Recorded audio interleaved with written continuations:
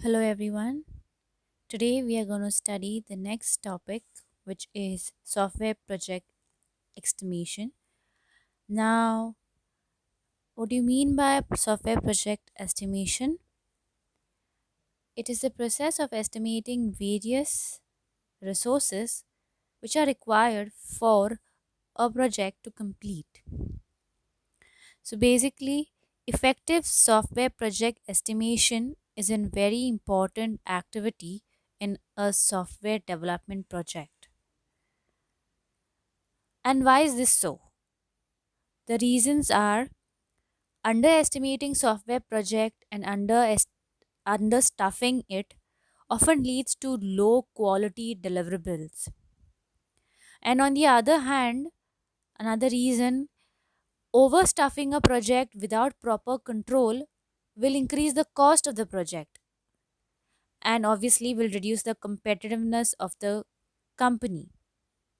So it is very important to see that the software project estimation of various different aspects should be properly conducted, and therefore software project estimation is a very important activity in the development of a project. Now, which are the different steps basically which make up the software pr- project estimation? So first one is estimating the size of a project. So there are basically many procedures for estimating the size of a project, which are based obviously on quantitative approaches, the quantity of the particular project.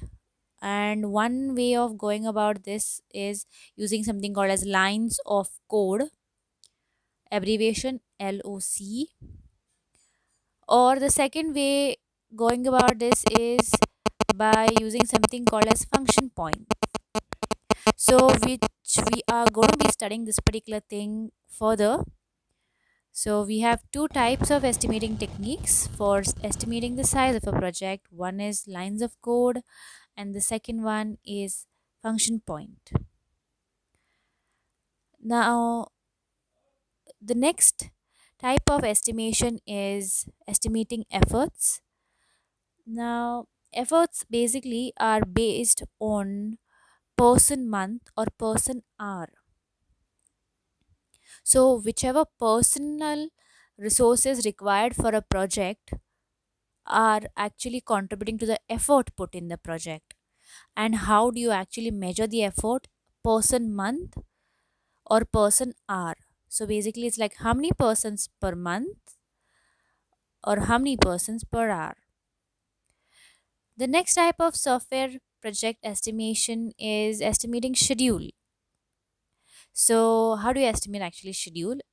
It's actually in something called as calendar days or month or year.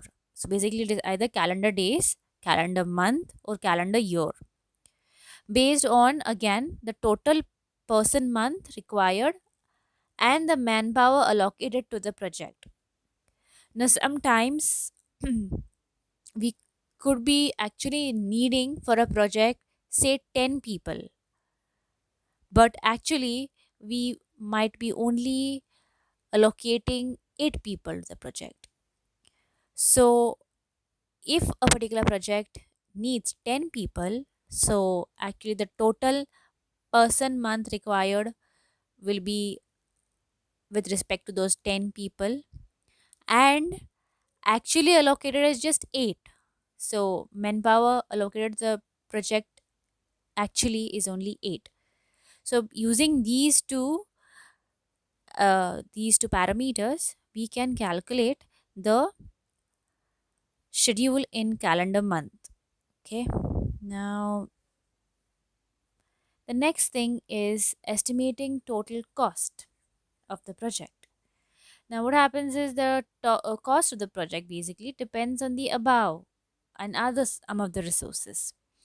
So, when I say above, basically on the size of the project, efforts put in the project, and the time spent on the project, decide the cost of the project. So, there are lots of other things also, resources which are acquired for a project, which will lead to increase in the cost of a given project. Now you can see this particular diagram. This is in general software project estimation. If you see, the output is schedule, effort, and cost. So basically, you estimate cost, you estimate effort, you estimate schedule, and they have not mentioned over here estimation of size, but size is also one of the output of estimation. What are the inputs basically which go or which are supposed to be considered? The inputs are user requirements, which are to be very much looked into at the very beginning of the project. Second is the constraints, some kind of restrictions, constraints, rules, regulations, all of those. Next is some kind of organizational policies or standards, format standards. All of these actually decide the schedule estimation, the effort estimation, and cost estimation. So, indirectly, the schedule, effort, and cost basically are dependent on the inputs as shown in the figure, which are user requirements, constraints, organization policies, standards as a whole.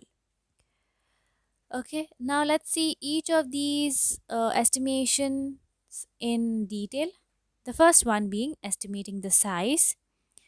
Now, estimating the size of the software to be developed is the very first step so as to make an effective estimation of a project. Now, customers' requirements and system specification forms kind of like a baseline or a standard for estimating the size of a project. So, at a later stage of the project, system design document can provide additional details for estimation of the overall size of the software. So, now when we look into uh, estimating the size, there are two ways of going about estimating the size. So, the first way is by using past data from an earlier developed system. And this particular type of estimation is called as estimation by analogy. The next thing is, sorry, estimation by analogy. The next is estimation through product features or functionalities. Now, this is the second type or second way of estimating. So, what you have to do is the system is subdivided into several subsystems depending on some kind of functionalities it provides, and each of the subsystem size is then calculated. So, it becomes easier to calculate the size of a project if you subdivide it into sub parts or subsystems rather than estimating the size of it on a whole. So this is the second technique or second way of going about the estimating of the size of a project. The next thing is estimating effort. Now, whenever we say effort, basically effort is how much manpower effort being put into the project to see that the goal of the project is met.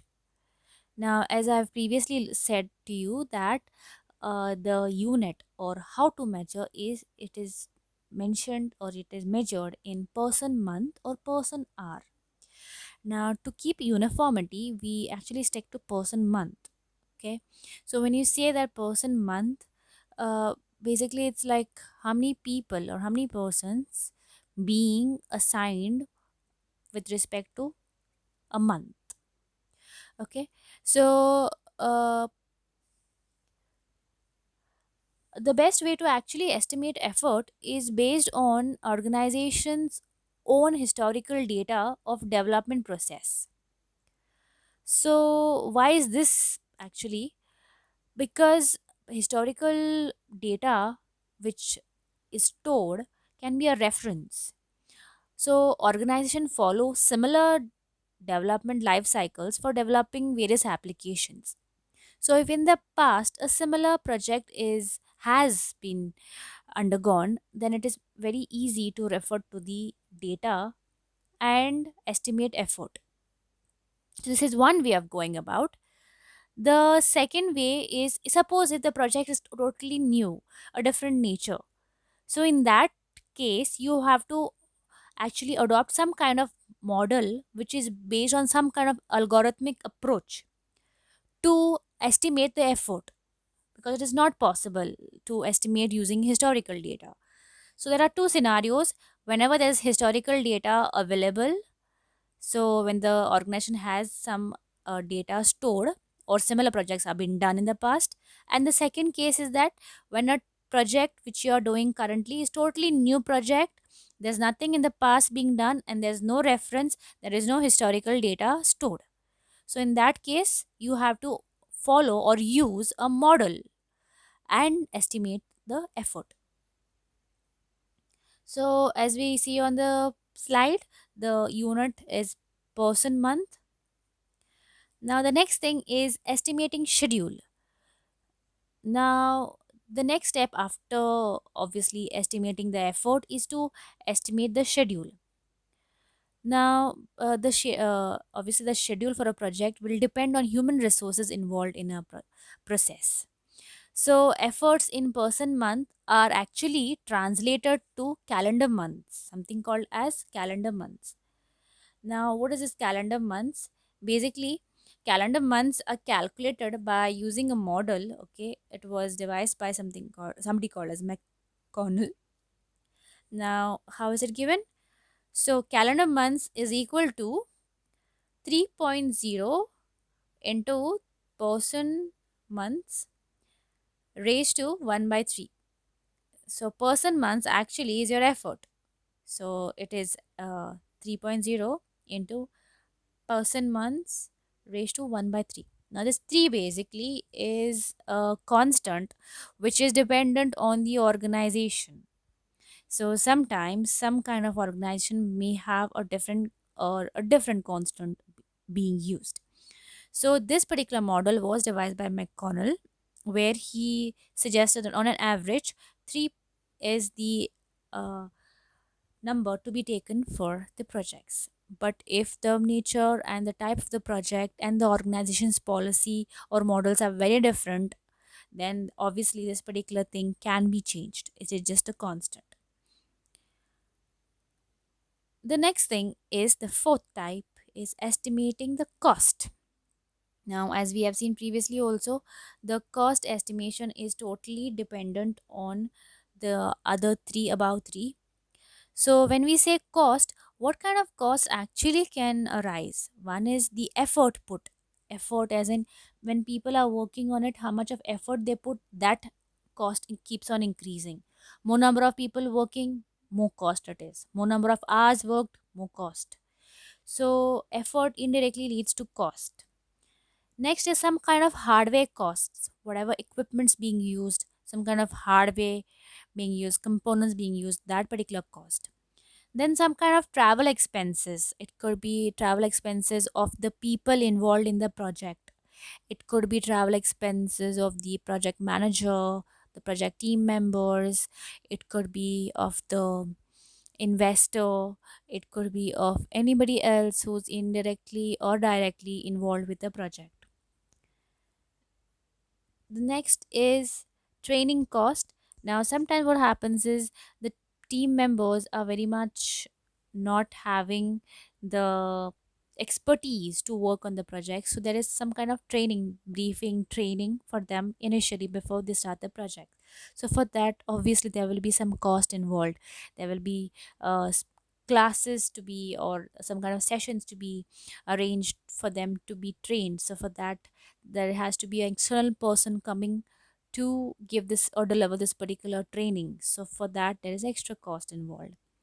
Or some kind of other communication costs or other cost factors.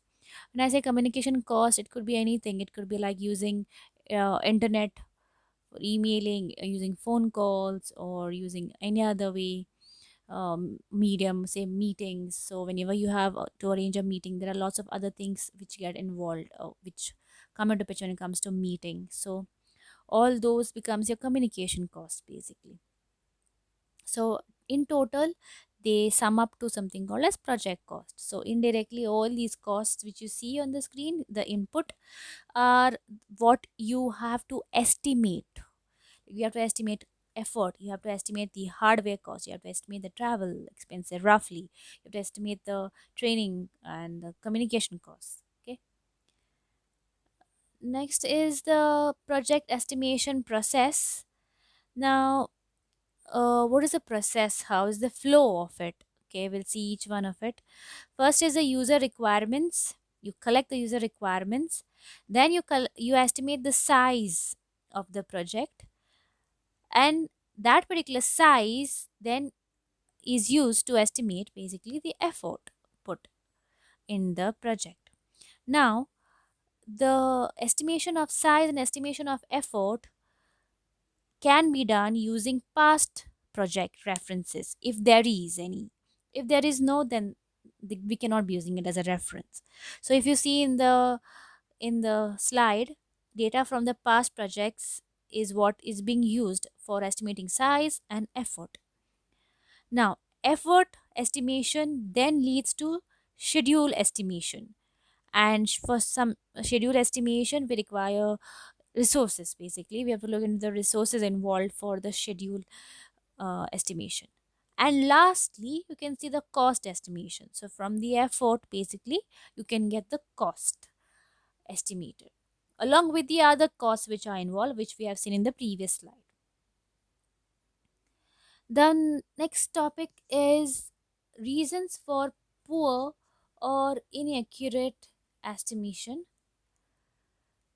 Now, what are the reasons for poor or inaccurate estimation? The first reason is imprecise requirements. It is very important that we have very much specific, very much precise requirements to estimate a particular the size of the particular project or the effort put into the project. If we don't know or if we are not sure about the requirements, it's impossible to actually estimate the size or come up with a proper size estimation, because if the requirements keep on changing, keep on varying, obviously the size will keep on varying, the effort will keep on varying, and indirectly the cost will also keep on varying. The next is new projects. Sometimes there are some projects which are totally new, which are never being undertaken. In that case, there could be an inaccurate or poor estimation because there is no past knowledge. So first time we tend to make mistakes. So it could be that one of the reason that a new project undertaken could undergo some kind of poor or inaccurate estimation, but this is not the case for all the projects. Like some project, even though they are new projects, could have a on point estimation of various aspects. Next thing is non availability of information. Sometimes what happens is that there can be some kind of information which is required, some data which is required which is not available, or some kind of other information which is not available at the very beginning of the project. It will be available, it can be available only at the later half. Like for example, say uh, time of spent I mean time spent on a particular feature, because in the very initial you have not actually thought about how to go about with that particular feature. So it could so happen that the customer has not mentioned how that particular feature how what the customer actually expects, and so indirectly you don't know what should be the exact effort put into that particular feature. So that can lead to non availability of proper information, and which can cause some inaccurate estimations. Next is estimates based on available resources.